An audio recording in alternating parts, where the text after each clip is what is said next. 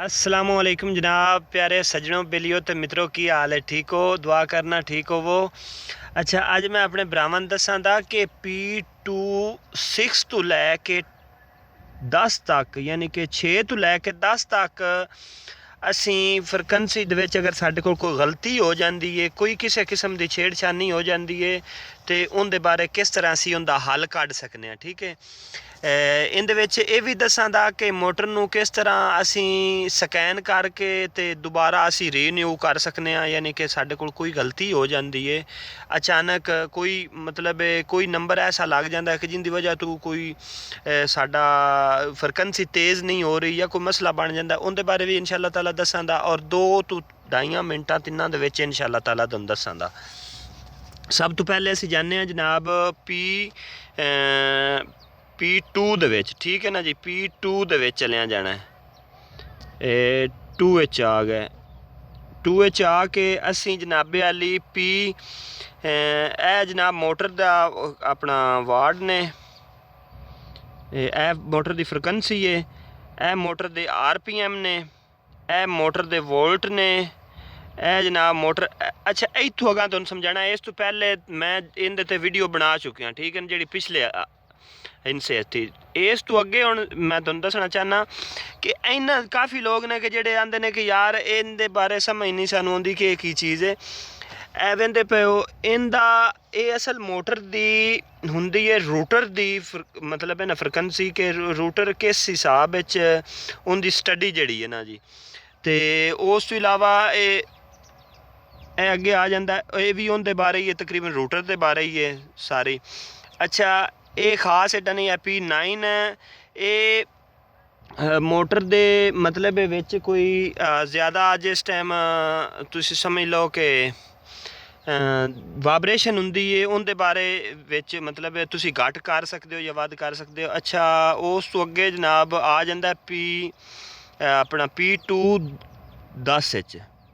ठीक है, तो P210 ਦੇ ਵਿੱਚ ਜਿਹੜਾ ਹੈ ਨਾ ਜੀ, ਇਹ ਆਊਟਪੁੱਟ ਕਰੰਟ ਦਾ ਮਸਲਾ ਹੈ। यानी कि कितना आउटपुट करंट जा रहा है मोटर ਨੂੰ, कितना मोटर कितना लै रही है करंट, या की मतलब इनका तरतीब है। ठीक है।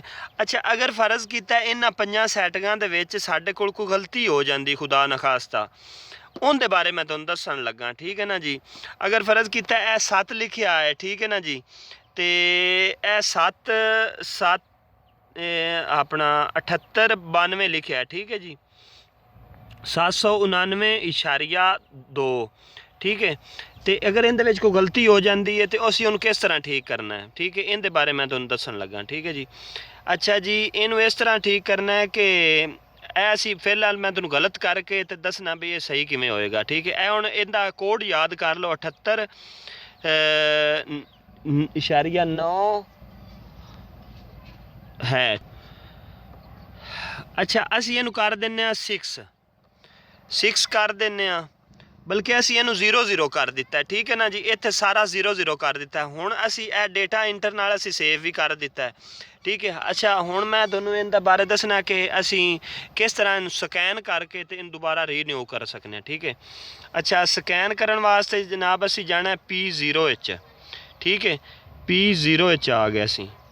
ठीक है, P0H आके असी P16 दे विच जाना है। ठीक है ना जी, P16 दे विच असी P16 दे विच आ गए हैं। ठीक है ना जी, P16 दे विच आके असी ना इनू इंटर कर देंगे। ठीक है, अगे साडे कोल 0 आ जाएगा। 0 इहदे विच तकरीबन 2 तो 3 किस्म के स्कैन हुंदे ने, तुसीं सारे नूं ही कर सकते हो। तुसीं मतलब एक तो लैके तुसीं जे अगर PA तो लैके तो PE तक करना है वो भी कर सकते हो। अगर P1 तो लैके 10 तक करना है, तुसी अपना 9 तक वो भी कर सकते हो। असी फिलहाल करांदे जी जी P10 तक है ना जी सैटिंग, वो है 2H। ठीक है, असी इत्थे मंडा दे 2। ठीक है, असी मंड दिता। ठीक है जी, तो नाल कुछ अपना याद रखना है कि सावे बटन नूं जरूर मंडना, नहीं तो तुहाडा स्कैन नहीं होना। ठीक है जी, सावे बटन नूं मंड दिता ते जनाबे अली। अच्छा, साड़ी जनाबे अली फ्रिक्वेंसी पूरी हो गई। ठीक है, साड़ी सैटिंग सेफ हो गई। ਅੱਛਾ ਹੁਣ ਅਸੀਂ ਜਾਵਾਂਗੇ ਜਾ ਕੇ ਚੈੱਕ ਕਰਾਂਗੇ ਬਈ ਸਾਡਾ ਕਿਆ ਉਹ ਮਸਲਾ ਹੱਲ ਹੋ ਗਿਆ P2 ਦੇ ਵਿੱਚ। ਠੀਕ ਹੈ ਜੀ। ਤੋ ਇਹ ਅਸੀਂ ਆ ਗਏ ਜਨਾਬ P6 ਦੇ ਵਿੱਚ ਵੀ ਇਹ ਵੇਖ ਲਓ ਉਹੀ ਫ੍ਰੀਕੁਐਂਸੀ ਹੈ। ਉਸ ਤੋਂ ਅੱਗੇ ਜਨਾਬ ਇਹ ਤੁਹਾਡਾ ਖੁਦਾ ਭਲਾ ਕਰੇ ਉਹੀ ਹੈ ਤਕਰੀਬਨ, और ਇਹਦੇ ਵਿੱਚ ਵੀ 10 ਦੇ ਵਿੱਚ ਵੀ ਉਹੀ ਹੈ ਆ 78.91। ਠੀਕ ਹੈ ਇਹ ਚੀਜ਼ ਸੀ। बहुत मेहरबानी शुक्रिया। हो सके साढ़े हक दुआ कर देनी है, बहुत बहुत मेहरबानी। हो सके चैनल सब्सक्राइब कर देना है, नहीं तो साढ़े हक दुआ ज़रूर करनी है। बहुत मेहरबानी शुक्रिया।